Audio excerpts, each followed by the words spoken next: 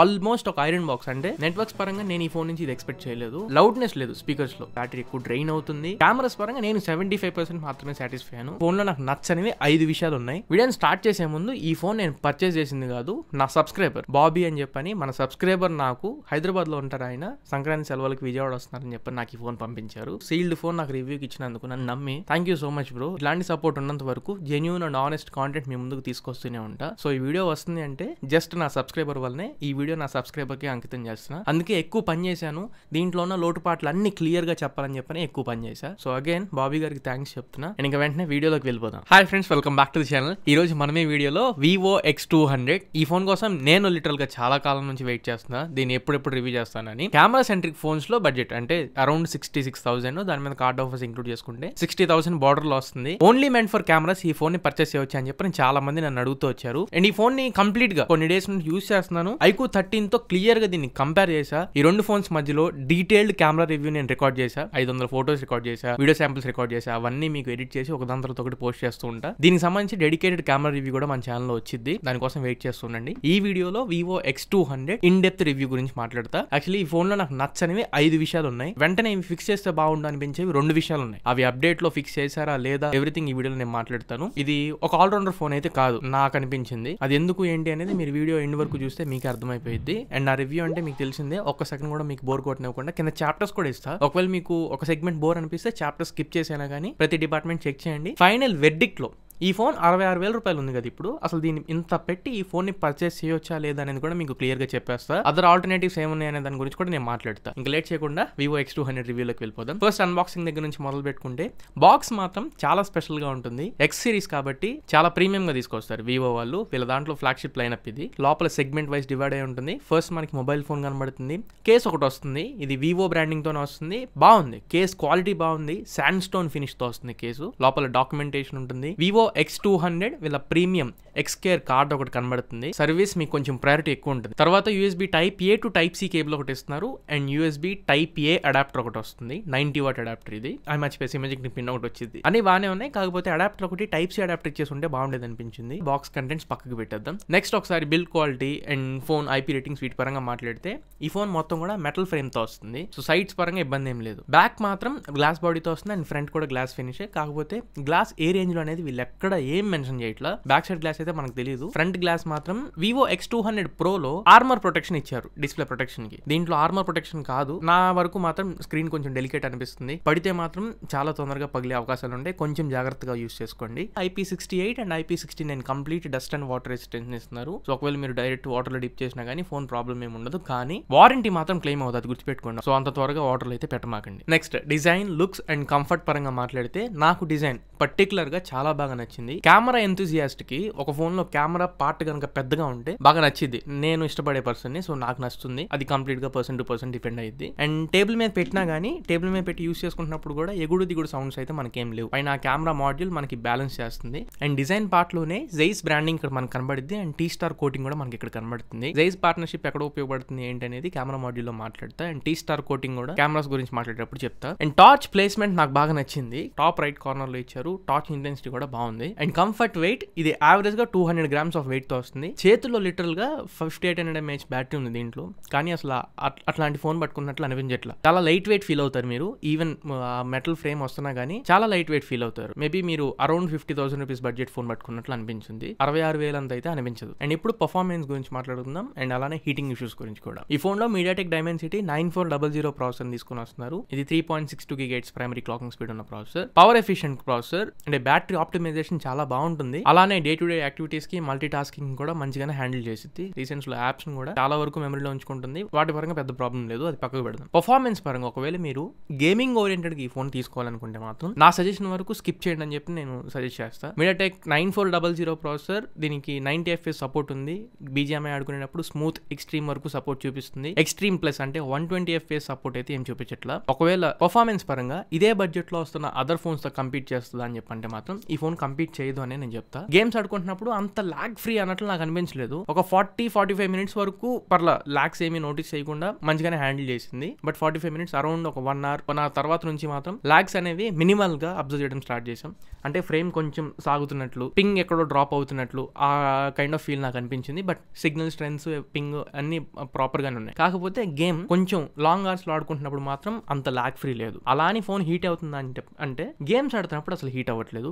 అది మాత్రం నేను చాలా యాక్యురేట్ గా చెప్పగలను. ఎందుకంటే నేను రఫ్ గా 2 hours 45 minutes వరకు కంటిన్యూస్ గేమింగ్ చేసా. నాకు మాత్రం వార్మ్ ఫీల్ అనిపించింది కానీ హీటింగ్ ఫీల్ అయితే ఎక్కడ అనిపించలా. 40 degrees లోపలే ఉంది. నేను ఏసీ కూడా ఆఫ్ చేసి ఉంచా, కొంచెం వెదర్ కూడా కూల్ గానే ఉంటుంది కాబట్టి అరౌండ్ 40 degrees లోనే ఉంది తప్ప పైకి అయితే టెంపరేచర్ వెళ్ళలేదు. కానీ కొద్దిగా లాగ్స్, ఫ్రేమ్ డ్రాప్స్ అక్కడక్కడ నేను అబ్జర్వ్ చేస్తానని చెప్పని గేమింగ్ ఎక్కువ రికమెండ్ చేయట్లేదు. అండ్ గేమింగ్ ఎక్స్ట్రా ఫీచర్స్ ఏవైతే మీకు ఇది Q2 చిప్ అలాంటి ఎక్స్ట్రా ఫీచర్స్ ఉంటాయో వివో వాళ్ళవి, అవేవి దీంట్లో ఉండవు. సో ఇది కెమెరా సెంట్రిక్ గా చూడండి, మరీ కంప్లీట్ గా గేమింగ్ సెంట్రిక్ అయితే చూడమాకండి. అలానే వీడియోస్ ఏమన్నా రికార్డ్ చేసుకున్నవి మీరు ఒకవేళ యూట్యూబ్ లో అప్లోడ్ చేసుకోవడానికి ఎడిటింగ్ చేసుకుంటా, ఇన్స్టాగ్రామ్ రీల్స్ ఎడిట్ చేసుకుంటాను అనుకుంటే పర్లేదు, హ్యాండిల్ చేస్తుంది. కాకపోతే క్యాప్ కట్ నేను ఇన్స్టాల్ చేసి యూస్ చేశాను. క్యాప్ కట్ ఎక్స్పోర్ట్ చేసేటప్పుడు మాత్రం ఫోన్ కొంచెం హీట్ అవుతుంది. అరౌండ్ టెంపరేచర్ 43 degrees వరకు వెళ్ళింది క్యాప్ కట్ 4K లో ఎక్స్పోర్ట్ చేస్తున్నప్పుడు. సో అదొకటి, ఒకవేళ మీరు కైన్ మాస్టర్, క్యాప్ కట్ లాంటి యాప్స్ యూస్ చేస్తే అదొకటి గుర్తుపెట్టుకోండి. దీంట్లో ANTU స్కోర్స్ రన్ చేసా. ఇందులో 2.4 million వరకు ANTU స్కోర్ వచ్చింది. అండ్ CPU థ్రాటిల్ టెస్ట్ చేసినప్పుడు అప్రాక్స్ గా 84-86% దగ్గర 15 minutes థ్రెడ్స్ లో నాకు థ్రాటిల్ అవ్వడం జరిగింది. ఎక్కువ ఎక్స్పెక్ట్ చేశాను నేను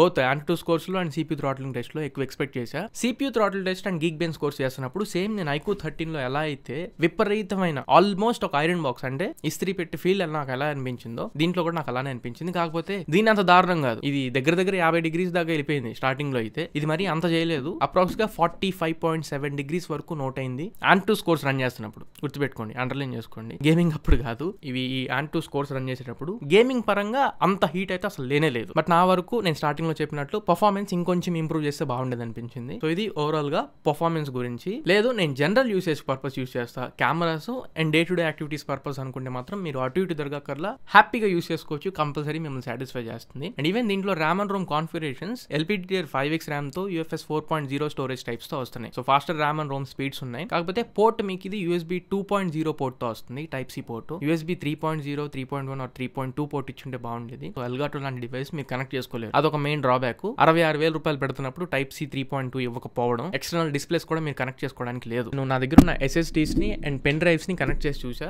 రెండు కనెక్ట్ అవుతున్నాయి, ప్రాబ్లం ఏం లేదు. కాకపోతే ట్రాన్స్ఫర్ స్పీడ్స్ టైప్ సి 3.2 ఉంటే ట్రాన్స్ఫర్ స్పీడ్స్ ఇంకా బెటర్ ఉండేవి, ఓకేగా ఉన్నాయి. అండ్ ఇప్పుడు networking, signal reception and wifi speeds. Networks పరంగా నేను ఈ ఫోన్ నుంచి ఇది ఎక్స్పెక్ట్ చేయలేదు. ఫోన్ ఓపెన్ చేసి యూస్ చేస్తున్న ఫస్ట్ 2 days మాత్రం నాకు calls and even mobile data కూడా, యూట్యూబ్ ఎక్కువ సర్చ్ చేస్తున్నప్పుడు కూడా బఫర్ అవ్వడం, మొబైల్ డేటా అటు ఇటు అవడం కూడా నేను ఎక్స్పీరియన్స్ చేశాను. కానీ వెంటనే ఒక 2 రోజుల్లో నాకు ఒక అప్డేట్ ఇచ్చింది. అప్డేట్ లాక్ కూడా నేను ఇక్కడ స్క్రీన్ షాట్ వేస్తాను, ఒకసారి చెక్ చేయండి. అప్డేట్ చేసిన తర్వాత నెట్వర్క్ ఇష్యూస్ అన్ని సార్ట్ అవుట్ చేశారు. నేను ఇది కొంచెం కాన్ఫిడెంట్ గా ఎందుకు చెప్తున్నానంటే 2 నెట్వర్క్స్ యూస్ చేశాను. అటు జియోని యూస్ చేశాను, ఎయిర్టెల్ ని యూస్ చేశాను. 2 కూడా స్టాండర్డ్ గా 5G చూపిస్తున్నాయి. అండ్ వివో NR మాత్రం అప్పుడప్పుడు చూపించట్లేదు, వాయిస్ ఓవర్ LTE కనబడుతుంది. వివో NR నేను చాలా తక్కువ చూసా. మరి వాయిస్ ఓవర్ న్యూ రేడియో దీంట్లో ఎందుకు కనపడట్లేదు, సెట్టింగ్స్ అన్ని కూడా చెక్ చేసా. అది కాకుండా కాల్స్ మాట్లాడుకుంటున్నప్పుడు మాత్రం అప్డేట్ తర్వాత నుంచి ఎక్కడ కాల్స్ డ్రాప్ అవడం or else mobile data buffer అవడం ఇలాంటి ప్రాబ్లమ్స్ అయితే నేను ఫేస్ చేయలేదు. అన్ని అప్డేట్లు అయితే రెక్టిఫై చేశారు. సో ఖచ్చితంగా మీరు అప్డేట్ చేసుకోండి. అండ్ వైఫై పరంగా వైఫై 6 కి సపోర్ట్ ఉంది, దీంట్లో వైఫై 7 సపోర్ట్ లేదు. వైఫై 7 మనం ఎక్స్పెక్ట్ చేయొచ్చు కదా 66,000 రూపాయలు పెడుతున్నప్పుడు. అలానే 5G బ్యాండ్స్ పరంగా దీంట్లో 8 5G బ్యాండ్స్ మాత్రమే వస్తున్నాయి. ఇంపార్టెంట్ బ్యాండ్స్ అన్ని ఉన్నాయి, కాకపోతే బెటర్ నెట్వర్క్ కవరేజ్ కోసం ఇంకొంచెం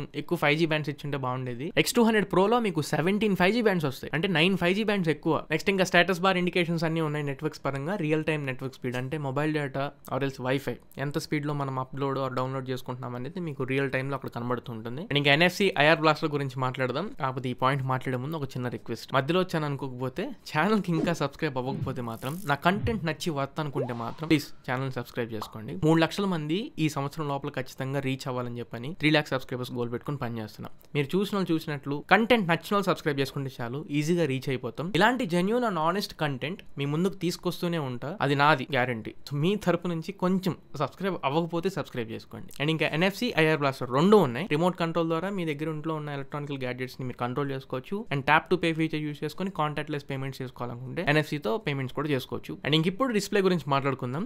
కాంపాక్ట్ డిస్ప్లే ఇది, 6.67 inch డిస్ప్లే, 1.5K రెజల్యూషన్ డిస్ప్లేతో వస్తుంది. LTPS ప్యానల్ ఇది, LTPO ప్యానల్ కాదు. LTPS కి LTPO కి డిఫరెన్స్ ఏంటి అంటే బ్యాటరీ ఆప్టిమైజేషన్ లో, అంటే బ్యాటరీ కన్సంప్షన్ లో 5 to 15% 10% వరకు అప్రాక్సిమేట్ గా తక్కువ కన్స్యూమ్ చేయగలదు. దీంట్లో అరౌండ్ 15% వరకు ఎల్టీపీఓ ప్యానల్ కంటే ఎక్కువ బ్యాటరీ కన్స్యూమ్ అవుతుంది. కాకపోతే ఎల్టీపీఓ అంత ఎఫిషియెంట్ కాదని చెప్తున్నా. ఎల్టీపీఓ ప్యానల్ వస్తే బాగుండేది. HDR10+ సపోర్ట్ ఉంది, 4500 నిట్స్ పీక్ బ్రైట్నెస్ నిట్స్ ఉన్నాయి. కానీ మనం అంత ఎక్స్పెక్ట్ చేయలేము. డే లైట్ లో బ్రైట్నెస్ పరంగా ప్రతిసారి ఫుల్ లేదేమో, ఇంకా ఫుల్ పెట్టుకుందామేమో అనిపిస్తుంది. కాకపోతే దీంట్లో ఫుల్ బ్రైట్నెస్ ఉంటుంది. విజిబిలిటీ ఉంది, విజిబిలిటీ పరంగా ఇబ్బంది ఏం లేదు. కాకపోతే బ్రైట్నెస్ ఇంకొంచెం ఉంటే బాగుండేది అనిపిస్తుంది ప్రతిసారి.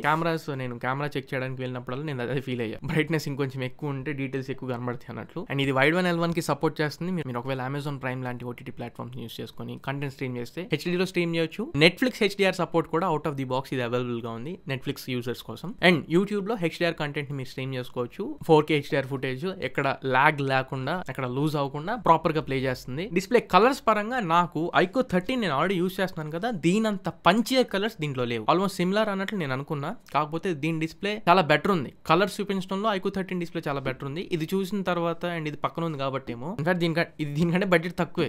కాకపోతే డిస్ప్లే నేను ఎక్కువ ఎక్స్పెక్ట్ చేశాను సిమిలర్ గా ఉండిద్దని. డిస్ప్లే కలర్స్ పరంగా కొంచెం షార్ప్నెస్ అండ్ కలర్ పంచియర్నెస్ కొంచెం ఐక్యూ 13 కంటే తక్కువే ఉన్నట్లు అనిపించింది. వ్యూయింగ్ యాంగిల్స్ బాగున్నాయి. మీరు ఎటు నుండి చూసినా గానీ, కొంచెం దూరం నుండి చూసుకున్నా గానీ కాంటెంట్ ఐ క్యాచ్గా అనిపిస్తుంది. మల్టీమీడియా స్ట్రీమింగ్ అప్పుడు కూడా వైబ్రెన్స్ అంతా బాగుంది. ఐ లెవెల్లో కూడా మనకి ఇక్కడ స్ట్రెయిన్ అనిపించట్లేదు. డిస్ప్లే పరంగా ఆల్మోస్ట్ అంతా మనల్ని సాటిస్ఫై చేసిద్ది. కానీ ఫ్లాగ్షిప్ డిస్ప్లే మీరు చూసి దీన్ని చూస్తే మాత్రం కొంచెం కలర్స్ పరంగా ఇంకొంచెం ఈవెన్ బెటర్ ఇస్తే బాగుండేది అనిపించింది. డిస్ప్లే పరంగా నేను హర్ట్ అయింది ఎక్కడంటే ఆప్టికల్ ఫింగర్ ప్రింట్ సెన్సర్ ఇస్తున్నారు. 66,000 రూపాయలు పెడుతున్నప్పుడు ఏమయ్యా అల్ట్రాసోనిక్ ఫింగర్ ప్రింట్ సెన్సర్ ఇస్తుంటే అంత బాగుండేది. 50,000 బడ్జెట్ లో కూడా ఇప్పుడు వచ్చే అప్కమింగ్ ఫోన్స్ అన్నింటిలో అల్ట్రాసోనిక్ ఫింగర్ ప్రింట్ సెన్సర్ ని ఇంట్రడ్యూస్ చేస్తున్నారు. ఈవెన్ X200 Pro లో కూడా అల్ట్రాసోనిక్ ఉంది, ఐక్యూ 13 లో ఉంది. దీంట్లో కూడా అల్ట్రాసోనిక్ ఇస్తే బాగుండేది. ఆప్టికల్ ఫింగర్ ప్రింట్ సెన్సర్ తో వస్తుంది. బట్ ఫింగర్ ప్రింట్ సెన్సర్ పరంగా ఎక్కడ ఇబ్బంది లేదు. ఫాస్టర్ అన్లాక్ స్పీడ్స్ ఉన్నాయి. కానీ ఫింగర్ ప్రింట్ పొజిషనింగ్ అంత ప్రాపర్ గా అనిపించలేదు నాకు. వన్ హ్యాండ్ లో ఫోన్ యూస్ చేసుకుంటున్నప్పుడు బటన్ వేల్ అనేది నాకు ఫింగర్ ప్రింట్ సెన్సర్ వరకు రావట్లేదు. ఫింగర్ ప్రింట్ సెన్సర్ పైన ఆగిపోతుంది. కానీ ఫింగర్ ప్రింట్ సెన్సర్ ఇంకా కింద ఇచ్చారు. అప్పుడు నేను ఫోన్ ని కొంచెం ఇలా చేతిలో సదురుకొని ఫింగర్ ప్రింట్ సెన్సర్ దగ్గరికి వస్తే అప్పుడు అన్లాక్ అవుతుంది. సో ఫింగర్ ప్రింట్ పొజిషనింగ్ మరీ బాటమ్ ఆఫ్ ద లైన్ కి వెళ్ళిపోయింది. కొంచెం పైకి ఇస్తే బాగుండేది ఐక్యూ 13 లాగా. అది కూడా కొంచెం మిమ్మల్ని ఇబ్బంది పెట్టొచ్చు ఒకవేళ పొడవాటి చేతులు అయితే. అండ్ స్పీకర్స్ పరంగా కూడా ఇది స్టీరియో స్పీకర్స్ తో వస్తుంది.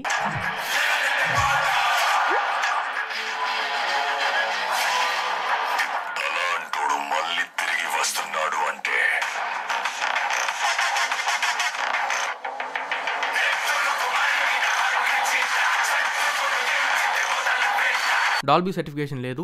అండ్ స్పీకర్స్ పరంగా కూడా నేను చాలా కాన్ఫిడెంట్ గా చెప్పగలను. మీరు ఒకవేళ 60,000 బడ్జెట్ లో అదర్ ఫోన్స్ లో ఈవెన్ ఒప్పో ఫోన్ లో అయినా కానీ స్పీకర్స్ మీరు వినండి, లౌడ్ ఉంటాయి. OnePlus ఫోన్స్ లో మీరు వినండి, లౌడ్ ఉంటాయి. అంతెందుకు ఐక్యూ ఫోన్ లో మీరు వినండి, లౌడ్ ఉంటాయి. ఇది మరీ లౌడ్ ఉంటుంది అనుకోండి, ఇది మరీ ఓవర్, ఇది పక్కకు పెట్టేద్దాం. దీంట్లో లౌడ్నెస్ లేదు. స్పీకర్స్ లో డీసెంట్ గా వస్తుంది. 100% వాల్యూమ్ కి మనకు అనిపించింది లైక్ 75 to 80% వాల్యూమ్ లో ఉన్నామేమో అని. కానీ 100% అన్నట్లు అనిపించదు. ఇంకొంచెం లౌడ్ ఉంటే బాగుండేది. కానీ ప్రీమియం సౌండ్ వస్తుంది. అది మాత్రం ఇంప్రెస్ అయ్యాను నేను. అండ్ ఇప్పుడు కెమెరాస్ గురించి మాట్లాడుకుందాం. మోస్ట్ హైలైటెడ్ ఫీచర్ ఇది, నా ఫేవరెట్ ఫీచర్ కూడా. కెమెరాస్ దీంట్లో ట్రిపుల్ కెమెరా సెటప్ తో వస్తుంది. మంచి ఫంక్షనల్ కెమెరా సెటప్ ఇది. 3 కెమెరాస్ ఉపయోగపడేవి. 3 ఒక్కటి కూడా అనవసరం అన్నట్లు నాకు అనిపించలేదు. కాకపోతే ఇంత హైప్ ఇది వర్తా అంటే నేను 75% మాత్రమే సాటిస్ఫై అయ్యాను. X200 Pro 100 out of 100. నా వరకు ఇది 75% స్కోర్ చేసింది. రీజన్ డే లైట్ శాంపుల్స్ మాత్రం దీన్ని కొట్టింది లేదు. ఈ బడ్జెట్ లో చాలా క్లియర్ గా చెప్పగలను. ఐక్యూ 13 అయితే ఇది నాకు అసలు నచ్చలేదు. X200 కెమెరా అవుట్పుట్ చూసిన తర్వాత డే లైట్ శాంపిల్ అసలు ఎక్కడ వంక పెట్టడానికి లేదు. కెమెరాస్ పరంగా in detailed camera review upload చేస్తాను. ఆ వీడియోలో ఎక్కువగా మాట్లాడతా. ఈ వీడియోలో కెమెరాస్ గురించి కొంచెం తక్కువగా మాట్లాడతా. ఒక చిన్న బ్రీఫింగ్ ఇస్తాను అంతే. మీరు ఖచ్చితంగా కెమెరా రివ్యూ చూడండి. మన తెలుగు కమ్యూనిటీలో కెమెరా రివ్యూస్ కూడా ఖచ్చితంగా పాపులర్ అవ్వాలని నా ప్రయత్నం. ఇన్ డీటెయిల్ గా మీకు కెమెరా రివ్యూ వచ్చింది, దానికోసం వెయిట్ చేయండి. కానీ సెకండ్ సినారియోలో అంటే కొంచెం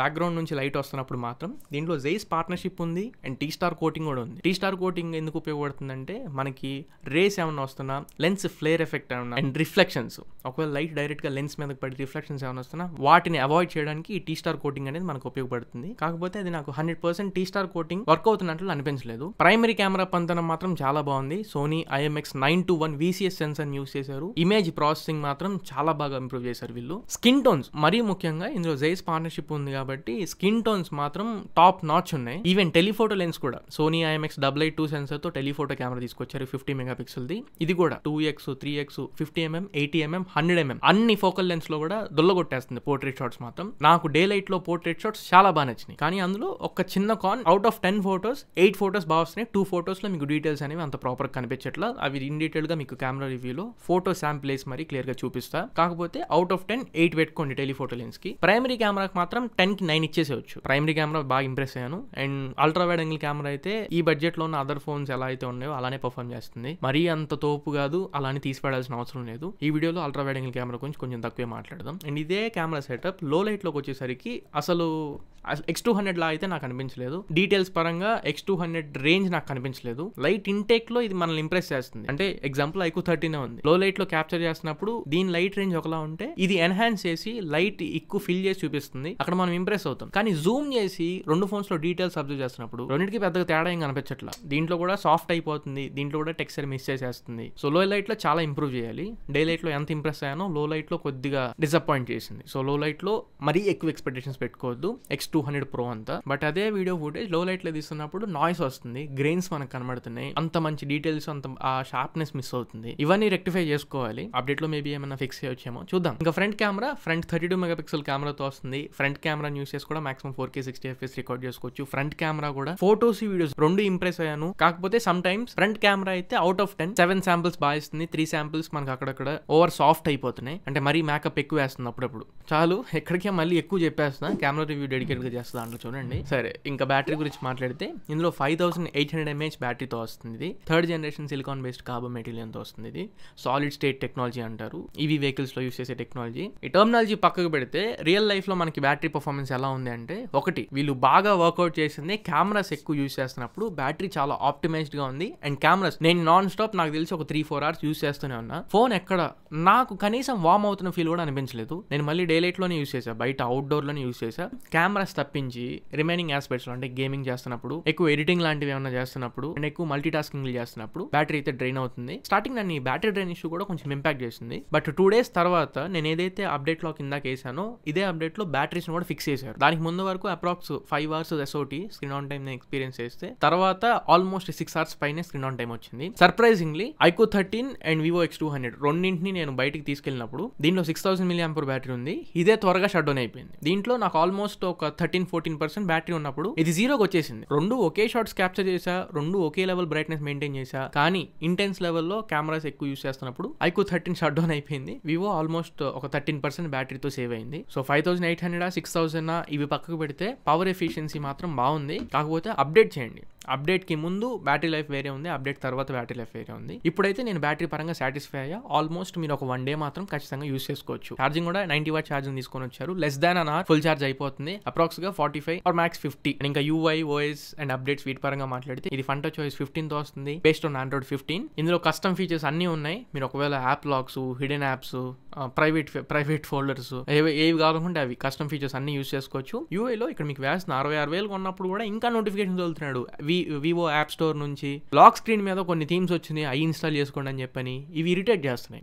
UI లో ఇది కొంచెం వీళ్ళు చేంజ్ చేసుకోవాలి. కనీసం Vivo X series top notch lineup లో అయినా వీళ్ళు పాపప్స్ అనేవి ఆపేస్తే బాగుంటుంది. అండ్ స్కిన్ కూడా అంటే ఈ OS కూడా నాకు అరౌండ్ 66,000 ఇన్వెస్ట్ చేస్తున్న ఫీల్ రావట్లేదు. అండ్ ఎక్స్పీరియన్స్ కొంచెం మారిస్తే బాగుంటుంది అన్నట్లు నాకు అనిపించింది. అప్డేట్ పాలసీ అయితే వీళ్ళు 4+5 years అప్డేట్స్ ఇస్తున్నారు. Android అప్డేట్స్ ఒక 4 years వస్తాయి, సెక్యూరిటీ అప్డేట్స్ ఒక 5 years దాకా వస్తాయి. అండ్ సర్వీస్ సెంటర్స్ కూడా ఆల్మోస్ట్ మాక్సిమం సిటీస్ లో అండ్ ఆల్మోస్ట్ విలేజెస్ లో కూడా మీకు వివో సర్వీస్ సెంటర్స్ దొరుకుతాయి. సో సర్వీస్ పరంగా కూడా ప్రయారిటీ బాగానే ఉంటుంది, ఇబ్బంది పడక్కర్లేదు. ఫైనల్ గా ఈ ఫోన్ లో ప్లస్ అండ్ మైనస్ గురించి మాట్లాడితే మేజర్ ప్లస్ ఈ ఫోన్ కి కెమెరాస్ అబ్బా 66,000 లో ప్రైమరీ కెమెరా పరంగా మాత్రం దీన్ని బీట్ చేసే కెమెరా అయితే లేదు. డైలైట్ శాంపిల్ లో అది మాత్రం క్లియర్ గా చెప్పగలను. మైనస్ లో ఈ ఫోన్ లో ఇవ్వని ఫీచర్స్ పరంగా వైర్లెస్ ఛార్జర్ ఒకటి కంపల్సరీ ఫస్ట్ పొజిషన్ లో స్టాండర్డ్ అయింది. X200 Pro లో వైర్లెస్ ఛార్జింగ్ ఇచ్చారు, దీంట్లో కూడా వైర్లెస్ ఛార్జింగ్ ఇచ్చుంటే బాగుండేది. And second display, third performance కూడా గేమర్స్ పాయింట్ ఆఫ్ వ్యూ లో చూసుకుంటే పర్ఫార్మెన్స్ కొంచెం లాగీగా ఉంది. 4 బ్యాటరీ మీరు అప్డేట్ చేయండి, అప్డేట్ చేస్తే బ్యాటరీ ప్రాబ్లం అనిపించదు. అండ్ కాల్స్ పరంగా కూడా మీరు అప్డేట్ చేస్తే call drops and mobile data issues అలాంటివి కూడా ఏమీ లేవు. ఇవి కాకుండా రిమైనింగ్ అన్ని బాగానే ఉన్నాయి. సో వీళ్ళు as soon as possible cameras లో లైట్ మీద కొంచెం వర్క్అవుట్ చేసి ఒక అప్డేట్ ఇచ్చేస్తే బెటర్ అనేది నా ఒపీనియన్. లో లైట్ లో మాత్రం ఖచ్చితంగా ఒక అప్డేట్ కావాలి. సో ఇది ఫ్రెండ్స్ ఓవరాల్ గా వివో X200 గురించి complete review, in depth review మీకు ఇచ్చానని చెప్పి ఎక్స్పెక్ట్ చేస్తున్నా. దీని తర్వాత దీని కెమెరా రివ్యూ డెడికేటెడ్ గా మన ఛానల్లో పోస్ట్ చేస్తాను. అండ్ ఈ రెండింటిని కంపేర్ చేస్తే కంపారిజన్ వీడియో కూడా వస్తుంది. అలానే ఈ రెండు ఫోన్స్ యొక్క కెమెరా శాంపిల్స్ ని, ఓన్లీ కెమెరా శాంపిల్స్ ని కంపేర్ చేస్తే కూడా ఇంకొక వీడియో చేస్తాను, ఈ రెండు కెమెరాస్ లో ఏది బాగుంది అనేది. దాన్ని బట్టి మీరు ఫర్దర్ డెసిషన్స్ కూడా తీసుకోవచ్చు. అండ్ ఒక్క పాయింట్ మీరు మిస్ అయి ఉంటే అది మాత్రం ఫుల్ఫిల్ చేసేయండి. లాస్ట్ కి ఎలాగో వచ్చేసాం కాబట్టి మధ్యలో మిస్ అయినా మళ్ళీ చెప్తున్నా, కంటెంట్ నచ్చితే మాత్రం ఖచ్చితంగా సబ్స్క్రైబ్ అవ్వండి అండ్ సపోర్ట్ చేస్తూ ఉండండి. సో ఇది ఫ్రెండ్స్ ఓవరాల్ గా ఇవాళ మన వీడియో. ఈ వీడియో మీకు నచ్చింది అనుకుంటున్నా, ఖచ్చితంగా ఉపయోగపడింది అనుకుంటున్నా. వీడియో నచ్చితే లైక్ చేయండి, మీ ఫ్రెండ్స్ అందరికీ షేర్ చేయండి. మళ్ళీ ఇంకొక మంచి వీడియోతో మంచి క్వాలిటీ కంటెంట్ తో మీ ముందుకు తిరిగి వస్తా. Until then this is your Tarun signing off now friends. Jai Hind.